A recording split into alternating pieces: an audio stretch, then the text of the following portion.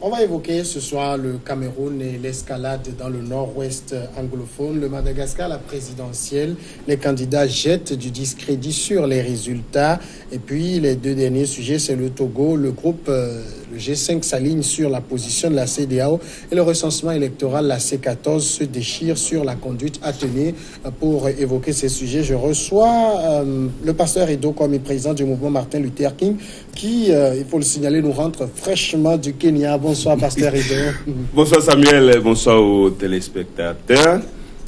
C'est un plaisir pour moi de retrouver les regards croisés ce soir. J'espère quand même que nos amis, tout le monde se porte bien et Samuel se porte bien et c'est un plaisir pour moi. J'avoue quand même que je viens de rentrer d'Accra pour le dire. Ce qui se passe à nos frontières trahit l'idée fondatrice de la CEDEAO, qui est la libre circulation des personnes et des biens. Même si vous avez votre passeport, vous êtes obligé de payer 1000 francs. Là, on vous dit, si vous ne voulez pas, alors prenez votre passeport. On me l'a dit aujourd'hui. Et ça a déclenché une bagarre au niveau de la frontière. J'ai dit, je suis un défenseur des droits de l'homme, je ne laisse pas passer. Et pendant 30 minutes, j'ai secoué la frontière. J'ai dit, ça ne passe pas. Ben, ils doivent cacheter mon passeport parce que ce n'est pas normal. Samuel, j'ai mon passeport. Mais au lieu de me cacher, on me dit, il faut 1000 francs. Tout comme celui qui n'en a pas, celui qui ne détient pas le passeport. Ben, ça sert à quoi de dépenser 30 minutes et autres frais? Donc moi, j'ai dit aux Togolais, ce n'est même plus la peine. Si vous voulez traverser la frontière dans l'espace de la CEDEAO, ce n'est même plus la peine d'avoir votre passeport. Vous allez perdre votre argent pour rien. Gardez plutôt les 30 000 francs pour payer les services d'immigration. On va pas les enrichir indûment. C'est une illusion. La CEDEAO a échoué sur tous les points. Là, je parle de points, c'est économique et économique. Je ne veux pas rentrer dans le domaine politique, ce n'est pas pour le moment. Mais j'avoue quand même que plus de 40 ans d'existence, la CEDEAO n'a pas réussi à favoriser la libre circulation des personnes et des biens. Et ce soir, et aujourd'hui encore, je l'ai vu à la frontière. À l'aller, pas au retour, 1000 francs, et c'est ce qu'ils sont en train de faire. Et quand je demande, on me dit, on me renvoie du côté du Togo pour voir ce qui se passe du côté du Togo. C'est ça, c'est une question qui doit interpeller nos autorités à revoir ces situations à la frontière. Clairement, les gens qu'ils envoient à la frontière sont plus là pour s'enrichir que pour servir les populations. Georges Hérault, vous êtes aussi avec nous, vous êtes acteur politique. Heureusement, vous n'avez pas subi pour arriver ici. Vous êtes du cercle des leaders émergents. Bonsoir. Bonsoir Samuel, bonsoir à tous ceux qui nous suivent sur la télévision New World TV. Et je veux te dire que moi aussi, quand je prends la route, heureusement que ce n'est pas... à la frontière, il a encore dit, mais arriver à s'aimer et rentrer dans le Nigeria avec le service d'immigration, immigration, tout le monde est agent d'immigration, même les voyous, les bandits, ils s'érigent sur le barricade, il faut leur payer avant d'arriver au service d'immigration. Peut-être pour éviter tout cela, il faut prendre aussi l'avion. L'avion pour aller. On va commencer avec le Cameroun. Cameroun, au moins 25 combattants séparatistes ont été tués dans des combats mardi dans la région anglophone au nord-ouest du Cameroun. En conflit, c'est une annonce de sources sécuritaires. Le groupe se fait appeler 25 Amba Boys. C'est le nom donc du groupe des séparatistes. Ils ont été tués sur les 3 accrochages de ce jour à Mbot, localité proche de la ville de Nkambe. C'est la source sécuritaire à Yaoundé qui a confirmé cette information d'une source proche des services de sécurité du Nord-Ouest. Décidément, Pasteur Edo, apparemment les autorités camerounaises sont dans la logique de répondre au coup par le coup.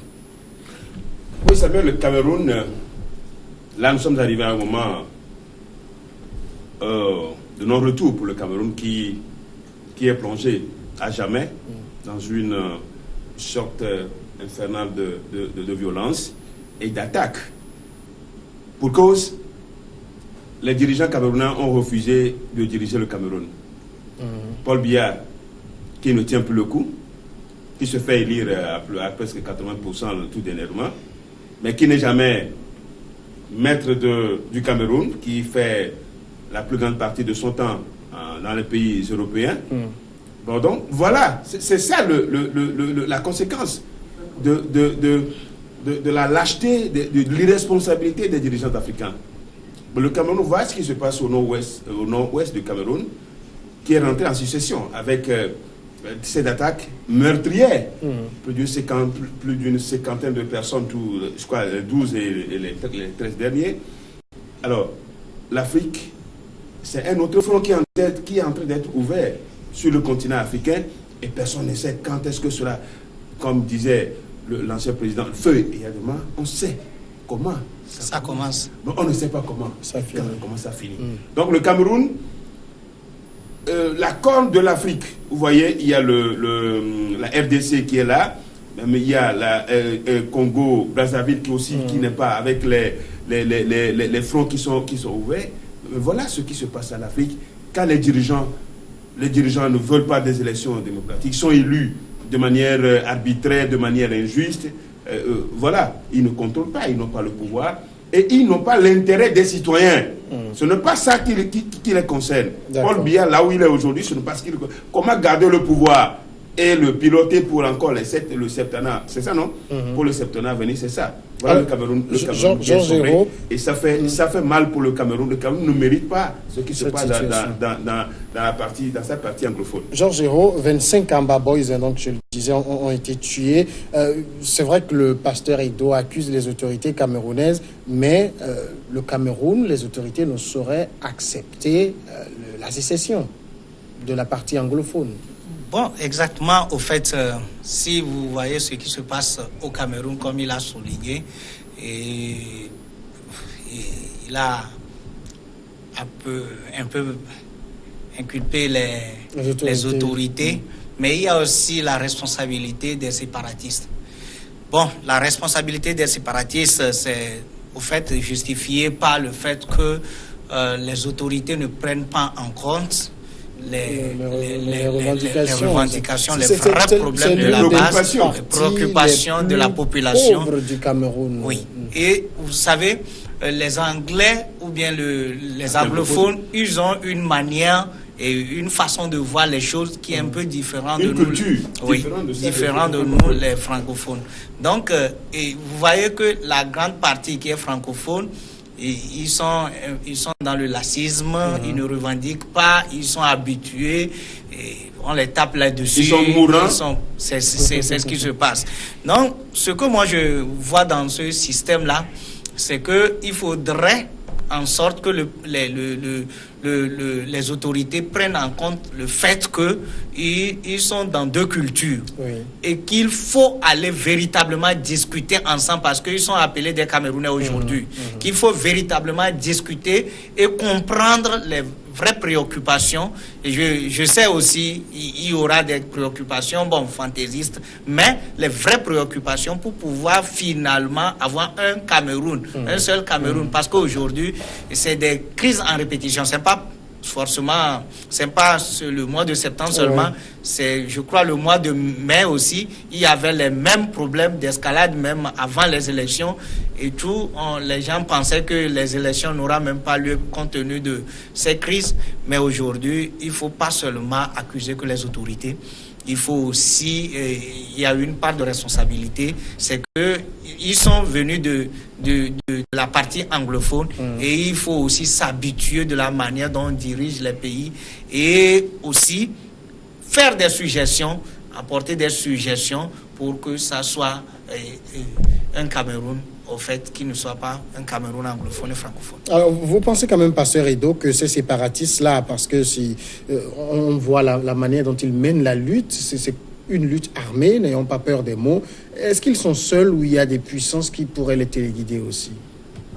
Samuel, il faut dire la vérité. Les pays africains dans lesquels, qui ont connu des guerres, des luttes armées, la cause, c'est la mauvaise gouvernance. Quand on ne prend pas en compte les préoccupations d'une partie du pays, finalement, les gens pensent qu'ils peuvent régler les problèmes par les armes. Même si à la fin, ce n'est pas des négociations, ce n'est pas des trucs de cesser le feu, donc il faut arriver à régler par des négociations. J'avoue quand même que ce qui se passe, la plupart des temps, les factions armées sont équipées par des puissances étrangères. Parce que les armes, qui les fournissent les armes? Qui fournit les armes à ces séparatistes? Donc, ce n'est pas moi, ce n'est pas vous, mais c'est des puissances, c'est des gens organisés, c'est des groupes mafieux organisés, mais qui veulent peut-être, surtout la partie là où il y a les richesses, donc c'est là souvent où on estime qu'il faut prendre des armes. Au même moment, on vous offre les armes, au même moment, on a la liberté de pouvoir piller vos richesses. Piller vos richesses. Donc, la lutte, ce qui se passe, mais la responsabilité des séparatistes, je n'en vois pas. Moi, personnellement, je n'en vois pas. C'est parce que... Oui, mais est-ce que les armes, c'est le dernier recours? Non, les armes n'ont jamais été le dernier recours. A-t-on fini de discuter? Non, mais les discussions sont ouvertes comment? Est-ce que vous avez vu? Est-ce qu'il y a... Il fallait peut-être discuter pour revenir à l'ancienne formule du fédéralisme. Est-ce qu'il y a une porte qui est ouverte pour les discussions? Paul Biya a dit que le gouvernement n'est pas réfractaire aux discussions. Ah oui, mais qui pose les premiers, qui doit poser les premiers pas? C'est ça la question. Donc aujourd'hui, là où on en est, les armes n'ont jamais été les derniers recours. Mais quand les gens se voient fragilisés, les gens se voient abandonnés à leur trésor, ils pensent que les armes peuvent régler. Pourtant, maintenant, là où nous en sommes, la crise est en train de prendre une certaine ampleur que personne ne saura comment résoudre. Mais ce n'est pas encore trop tard. Maintenant, on peut, par des négociations, peut-être par des couloirs, ramener ces séparatistes à la table de négociation pour qu'on puisse éviter le pire. Mais si tel n'est pas le cas, s'il faut continuer encore, on craint fort que le Cameroun devienne véritablement une zone de confrontation qui déjà plus de 400 000 personnes qui ont fui. Qui ont fui 500 000 personnes. Oui, mais je pense que ce n'est pas une bonne nouvelle pour le Cameroun et pour l'Afrique en général. Georges, est-ce qu'on n'est pas déjà dans la confrontation parce que 25 personnes tuées, l'armée n'y est pas allée de même molle? Exactement. Et on est dans le système de confrontation. Ce qui me cœur, moi, c'est que c'est une zone déjà sensible avec les éruptions de Boko Haram et tout. Et aujourd'hui, c'est la population normalement qui doit aider les forces armées, les forces de sécurité à combattre véritablement ces groupes armés comme Boko Haram. Et c'est ces mêmes populations qui est en confrontation avec l'armée. Donc ça montre combien de fois ça devient quelque chose qui peut affecter toute la région. Parce que quand nous prenons la région nord-ouest et nord-sud, ça revient au même niveau que le Nigeria et ça tend vers le Tchad. La frontière avec le Nigeria. C'est une zone d'instabilité. Et ce n'est pas bon, c'est pas une bonne nouvelle pour comment on l'appelle, l'Afrique et en général et en particulier l'Afrique centrale. Donc ce que nous devons dire, c'est ça exactement. Ils sont dans la logique de la confrontation parce que les groupes armés, ils ont dit qu'il ne faut pas cesser. Parce que tant qu'on a déjà tué plus de 25 personnes et que l'armée a ramassé les morts, et ils sont dans le truc de vengeance, dans la position de vengeance, ils sont dans la confrontation. Et il faudrait en ce moment que les mesures idoines des portes soient ouvertes à des discussions pour pouvoir arrêter ça. Parce que, comme le pasteur l'a dit, ce n'est pas encore trop tard. Il faudrait ouvrir les portes automatiquement à des discussions pour prendre les préoccupations en compte. Au moins, si Pasteur Edo, c'était en Afrique de l'Ouest, la CEDEAO aurait proposé sa médiation. Que fait la CEAC?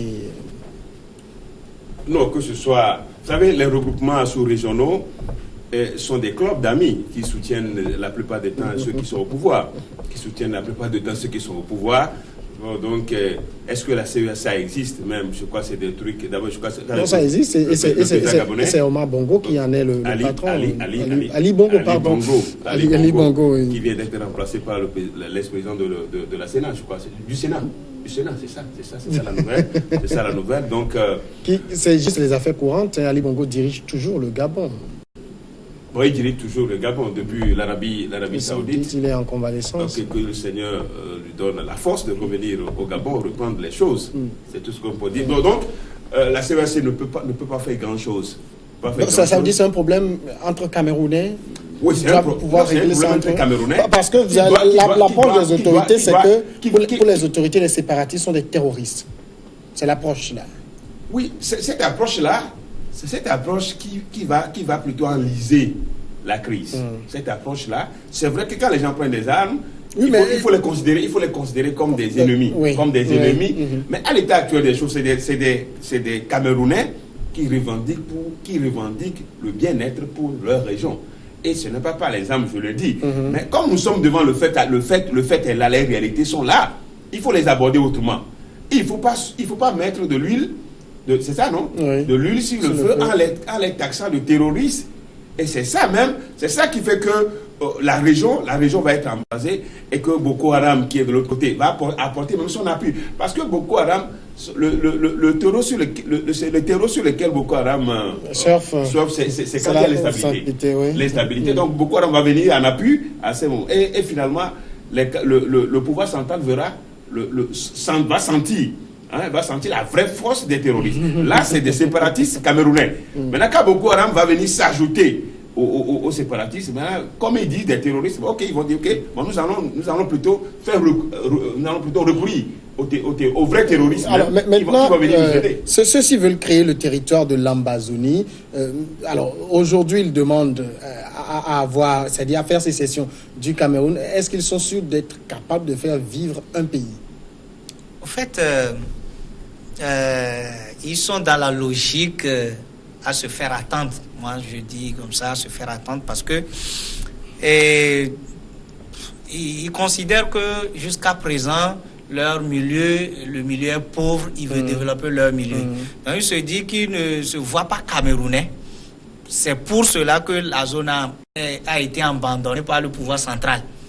Donc, qu'est-ce qu'il faut faire? C'est qu'il faut se séparer des Camerounais pour que eux-mêmes ils développent leur territoire.